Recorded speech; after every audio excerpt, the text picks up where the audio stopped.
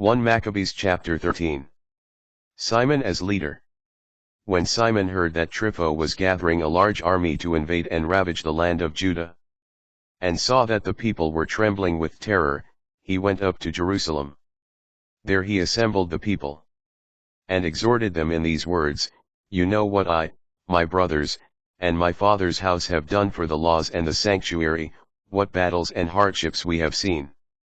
For the sake of this, for the sake of Israel, all my brothers have perished, and I alone am left. Far be it from me, then, to save my own life in any time of distress, for I am not better than my brothers. But I will avenge my nation and the sanctuary, as well as your wives and children, for out of hatred all the Gentiles have united to crush us.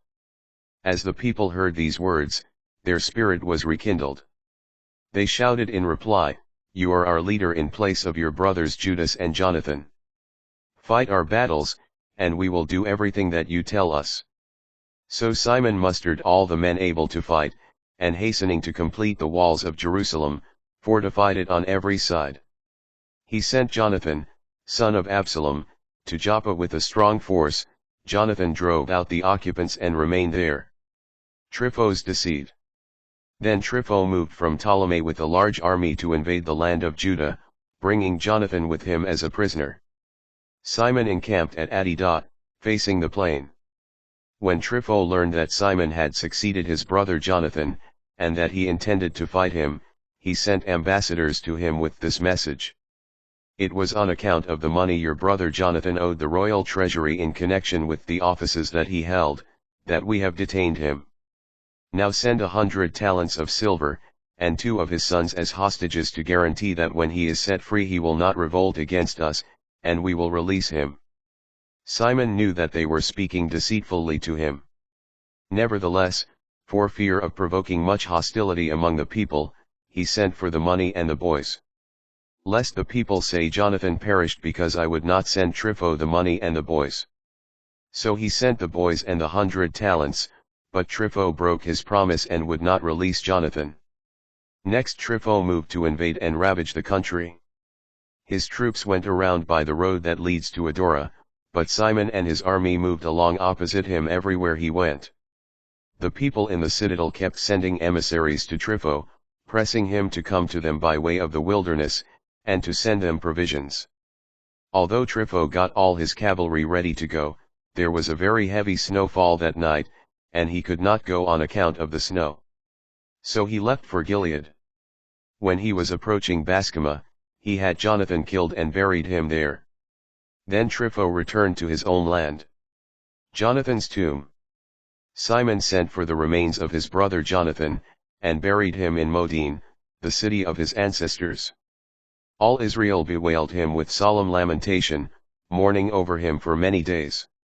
Then Simon erected over the tomb of his father and his brothers a monument of stones, polished front and back, and raised high enough to be seen at a distance.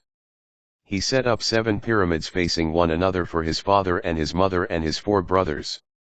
For the pyramids he devised a setting of massive columns, which he adorned with suits of armor as a perpetual memorial, and next to the armor carved ships, which could be seen by all who sailed the sea. This tomb which he built at Modin is there to the present day. Alliance of Simon and Demetrius too. Trypho dealt treacherously with the young king Antiochus. He killed him, and became king in his place, putting on the crown of Asia. Thus he brought much evil on the land. Simon, for his part, built up the strongholds of Judea, fortifying them all around with high towers, thick walls, and gates with bars, and he stored up provisions in the strongholds. Simon also chose men and sent them to King Demetrius to obtain for the land an exemption from taxation, since Trypho did nothing but plunder. King Demetrius replied favorably and sent him the following letter. King Demetrius sends greetings to Simon, high priest and friend of kings, and to the elders and the Jewish people. We have received the gold crown and the palm branch that you sent. We are ready to make a lasting peace with you and to write to our officials to grant you exemption. Whatever decrees we have made in your regard remain in force, and the strongholds that you have built you may keep. We pardon any oversights and offenses committed up to now, as well as the crown tax that you owe. Any other tax that used to be collected in Jerusalem shall no longer be collected there. Any of you qualified for enrollment in our service may be enrolled. Let there be peace between us. Thus in the 170th year, the yoke of the Gentiles was removed from Israel. And the people began to write in their records and contracts, in the first year of Simon, great high priest, governor, and leader of the Jews. Simon captures Gezerah. In those days Simon besieged Gezerah and surrounded it with troops. He made a siege machine, brought it up against the city, and attacked and captured one of the towers. Those in the siege machine leaped down into the city and a great tumult arose there. Those in the city, together with their wives and children, went up on the wall, with their garments rent, and cried out in loud voices, begging Simon to grant them terms of peace. They said, "Treat us not according to our evil deeds but according to your mercy." So Simon came to terms with them and did not attack them. He expelled them from the city, however, and he purified the houses in which there were idols. Then he entered the city with hymns and songs of praise.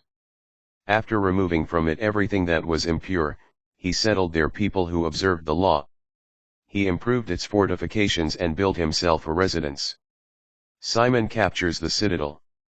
The people in the citadel in Jerusalem were prevented from going out into the country and back to buy or sell. They suffered greatly from hunger, and many of them died of starvation. They finally cried out to Simon, and he gave them terms of peace. He expelled them from the citadel and cleansed it of impurities. On the 23rd day of the second month in the 171st year, the Jews entered the citadel with shouts of praise, the waving of palm branches, the playing of harps and cymbals and lyres, and the singing of hymns and canticles, because a great enemy of Israel had been crushed. Simon decreed that this day should be celebrated every year with rejoicing. He also strengthened the fortifications of the Temple Mount alongside the citadel, and he and his people dwelt there. Seeing that his son John was now a grown man, Simon made him commander of all his soldiers, and he dwelt in Gezerah.